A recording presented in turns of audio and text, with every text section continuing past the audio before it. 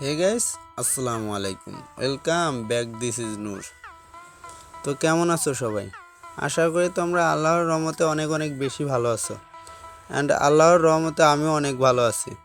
দীর্ঘ প্রায় 7 মাস পর তোমাদের মাঝে আবারও একটা নতুন ভিডিও নিয়ে হাজির হলাম।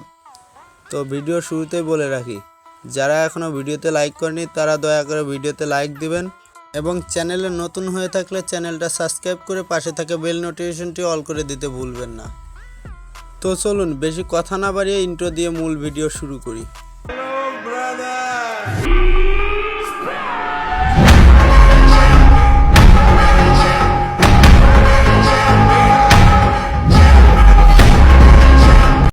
প্র্যাঙ্কিং এন্টারটেনমেন্ট এখন আর প্র্যাঙ্ক করে না, এরা এখন ড্রামাও করে না, এরা এখন সিরিয়াসলি মারামারি করে।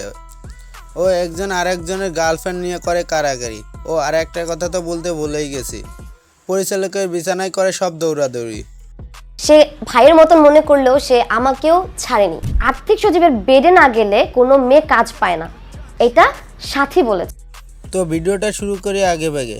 শুরুটা হয়েছিল তিথির এক ইন্টারভিউ থেকে, যেখানে সে একটা কথা ফাঁস করলো যে সে প্র্যাঙ্কিং ছেড়েছে শুধুমাত্র একজনের জন্য। হ্যাঁ ভাই, কালো নাগিন সাথীর জন্য। এবার লেগে গেল জোতার রানী আরোহিমের সাথে কালো নাগিন সাথীর। আরে ভাই, আমরা হলাম 24 ঘন্টা ফ্রিতে বিনোদন পাওয়া জাতি। অলরেডি দুইজন প্র্যাঙ্কিংয়ের মেম্বার সামিয়া এবং তিথি সাথীকে বলছে কালো নাগিন, আবার আরোহিমও বলছে সে ভয়ঙ্কর এক কাল নাগিন। তারপর আবার কি হলো জানো? শুটিং স্পটে নাকি আরোহিম শাইলার সাথীর দিকে জুতা ছুঁড়ে মারলো। জুতা ছুঁড়ে মেরেছেন, ঘটনা সত্যি? হ্যাঁ, ঘটনা সত্যি। আমাকে তো মেরে ফেলার চেষ্টা করছে আরোহী মিম।